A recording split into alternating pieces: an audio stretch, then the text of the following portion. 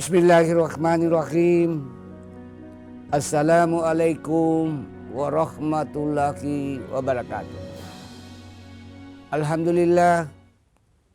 Alhamdulillahi rabbil alamin.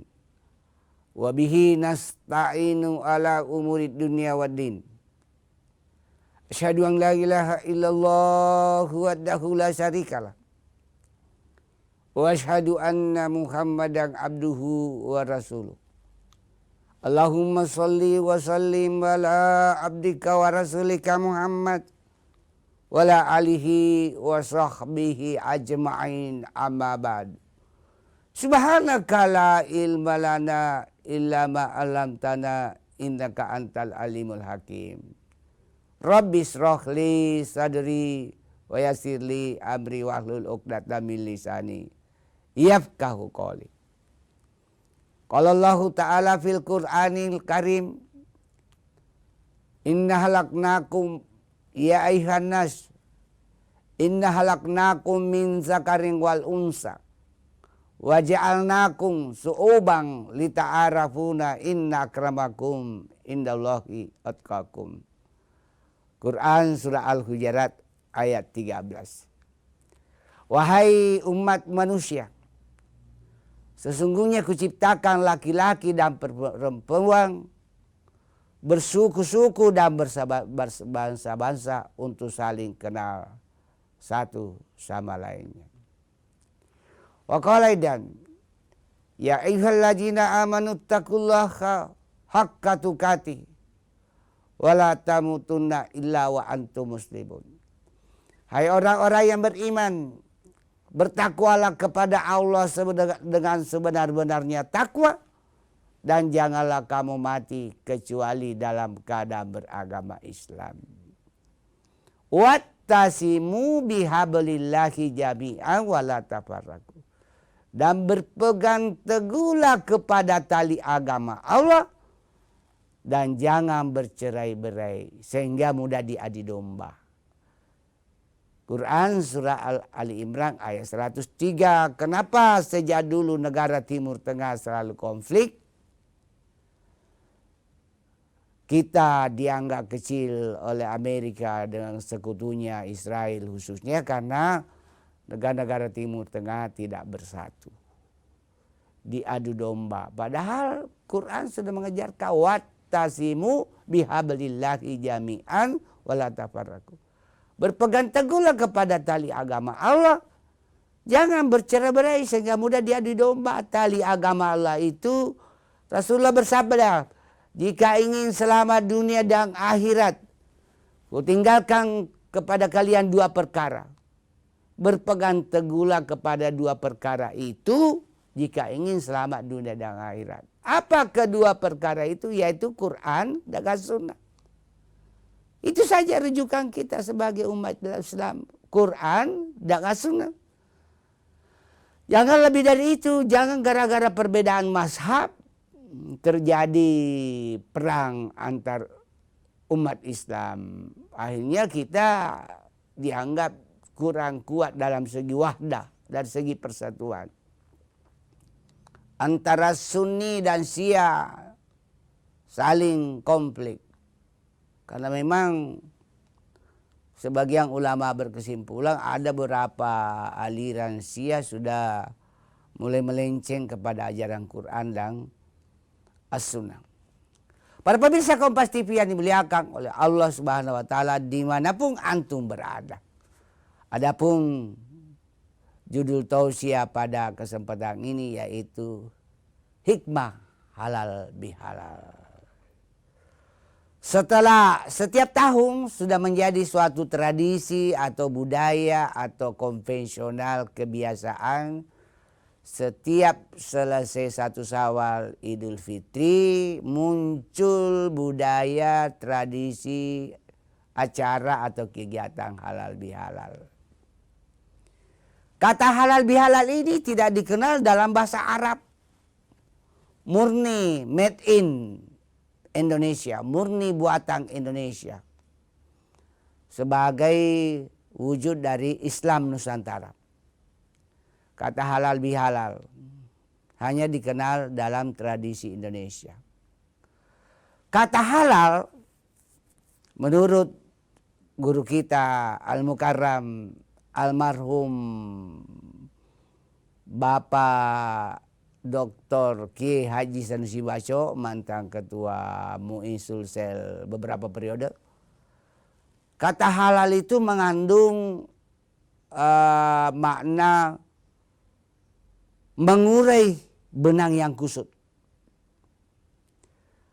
mencairkan es yang beku, membuka simpul yang mengikat. Karena orang yang punya dendam, punya konflik dengan orang lain itu suasana hatinya, batinnya tidak tenang. Akhirnya kondisi jiwanya, hatinya tidak plong. Jadi bagaimana mengikat terasa terikat di hati, di dada itu hilang, terasa plong. Lewat kegiatan halal bihalal dalam rangka untuk saling menghalalkan dalam minta maaf dan memaafkan satu sama lain. Kenapa? Apa latar belakangnya? Jadi segala sesuatu yang terjadi ada backgroundnya, ada latar belakangnya. Kenapa halal bihalal dilakukan? Seperti ini baru pertemuan para saudagar Bugis Makassar di Hotel Four Points Sheraton kalau tidak salah, yang diketuai oleh Bapak Menteri Pertanian, Bapak Dr. Amrang. Itu diadakan halal bihalal setiap tahun dalam rangka mempertemukan para saudagar Bugis Makassar, sekaligus juga saling memaafkan satu sama lain, serta memantapkan program-program kerja asosiasi para saudagar Bugis Makassar. Itu tadi, kenapa diadakan halal bihalal? Karena tidak ada waktu seperti dulu di kampung waktu saya SD, itu datang silaturahmi dengan sistem door to door. Kita lanjutkan setelah iklan ini.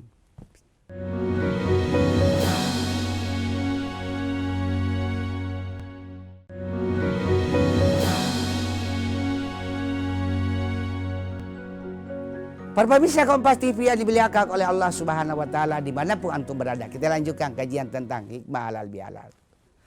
Hikmah halal bihalal dilatar belakangi oleh pertimbangan efisiensi waktu, biaya, dan tenaga.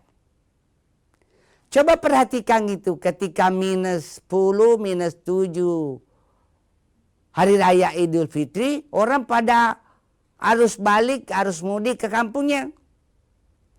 Setelah dia harus balik, artinya pulang kembali ke Jakarta, ke tempat kerja semula, akhirnya tidak ada waktu untuk bersilaturahim.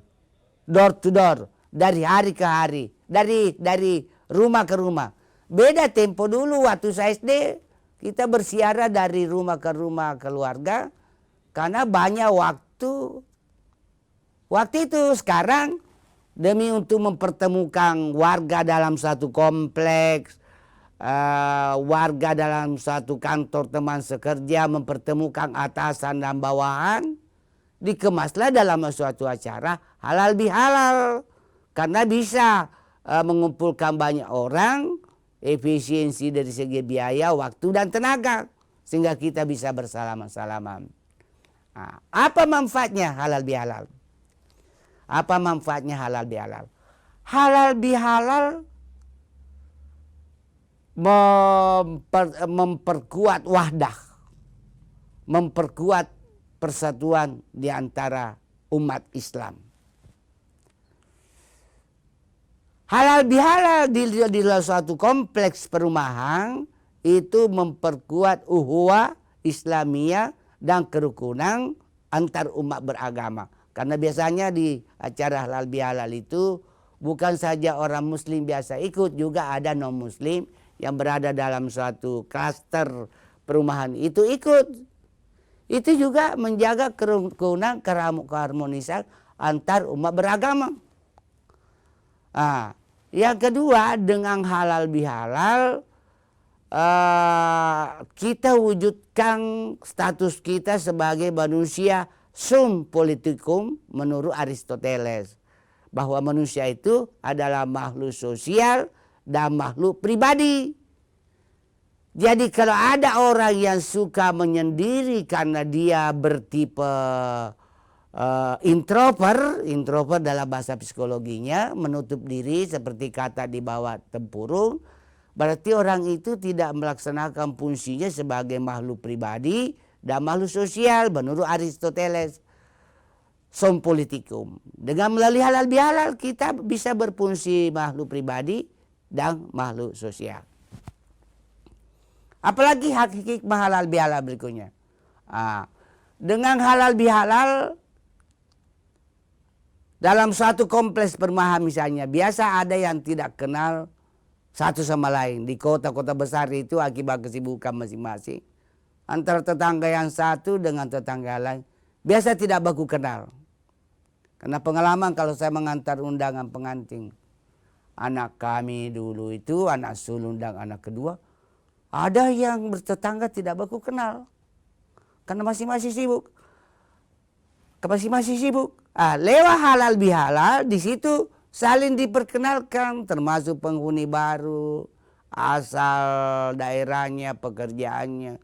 Setelah itu lalu silaturahim, saling memaafkan satu sama lain. Itu bagusnya halal bihalal karena dibuat dalam skala besar.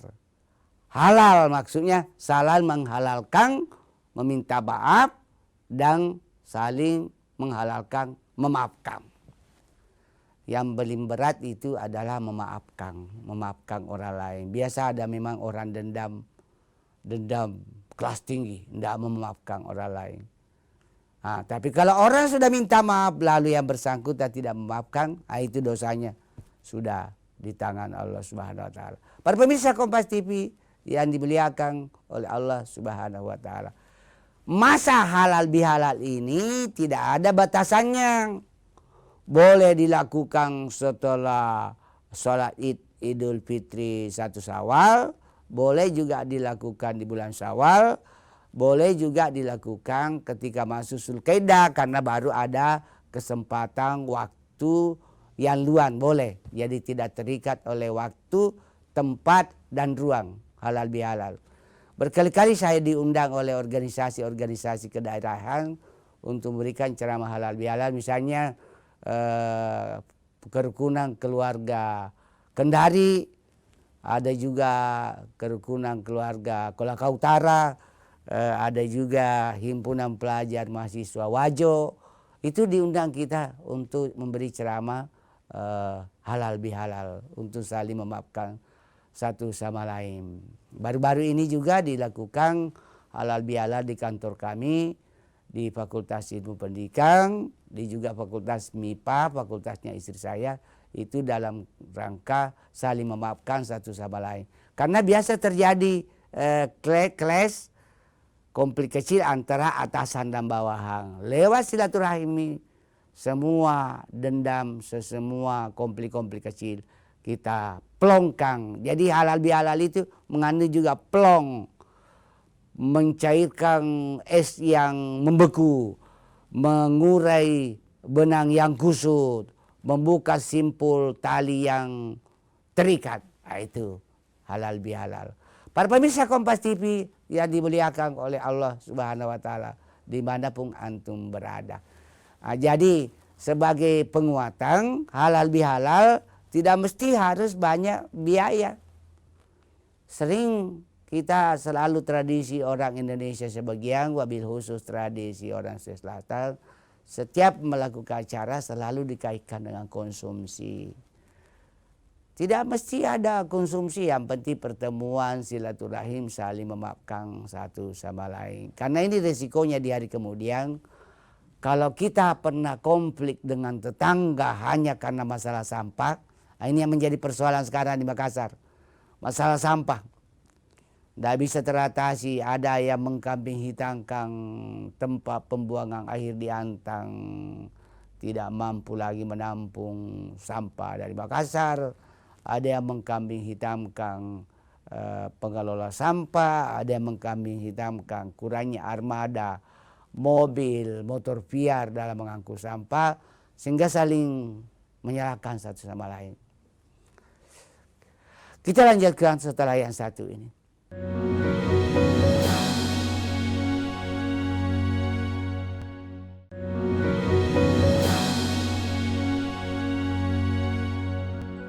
Para pemirsa Kompas TV yang dimuliakan oleh Allah Subhanahu wa taala dimanapun Anda berada. Hikmah halal bihalal sangat luar biasa, Pak. Di halal bihalal itu biasanya juga halal bihalal berbasis seni. Jadi ada pertunjukan budaya, ada nyanyi-nyanyi, itu juga salah satu cara melepaskan kejenuhan kerja sehari-hari, melepaskan stres, apalagi depresi. Jadi depresi itu dalam pandangan psikologi sudah lebih tinggi tingkatan gangguan jiwanya ketimbang dengan stres.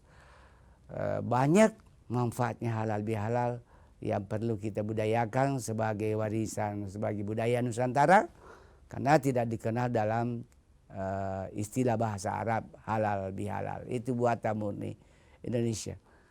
Ini bahayanya. Ini bahayanya kalau kita katakanlah begini, kita bertetangga mengalami suatu sengketa.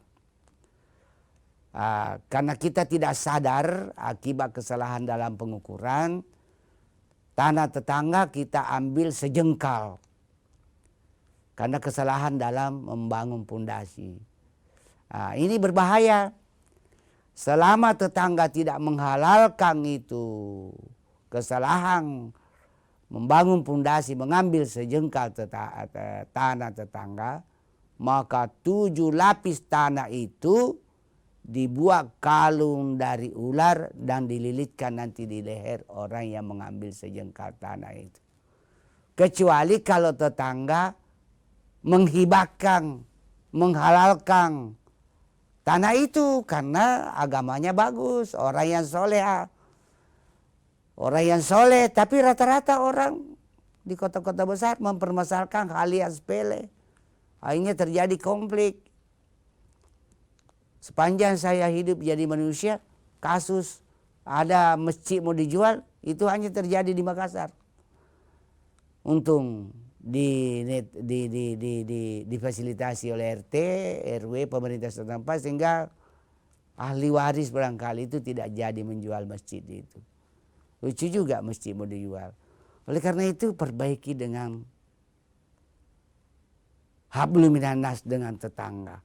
Biar kita tiap haji, tiap hari umrah, tiap tahun haji, bangun masjid, bangun pesantren, bangun rumah sakit Islam, tapi kita sering menyakiti hati tetangga, lalu tetangga keberatan nanti di yaumil hisab, di hari kemudian, maka bisa berakibat dosa amalan-amalan kita diambil oleh tetangga kita.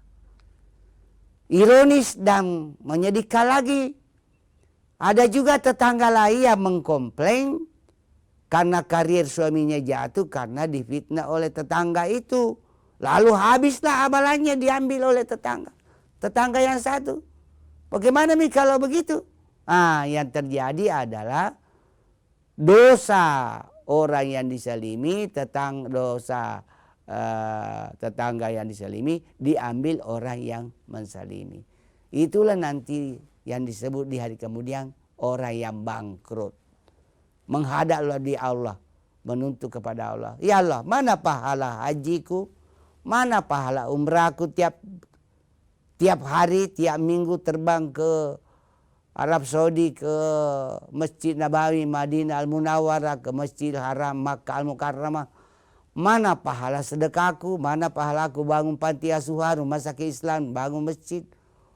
Allah menjawab, kalian termasuk orang bangkrut. Banyak tetangga yang kamu sakiti, banyak tetangga yang kamu salimi. Oleh itulah perlunya ada halal bihalal, saling memaafkan satu sama lain.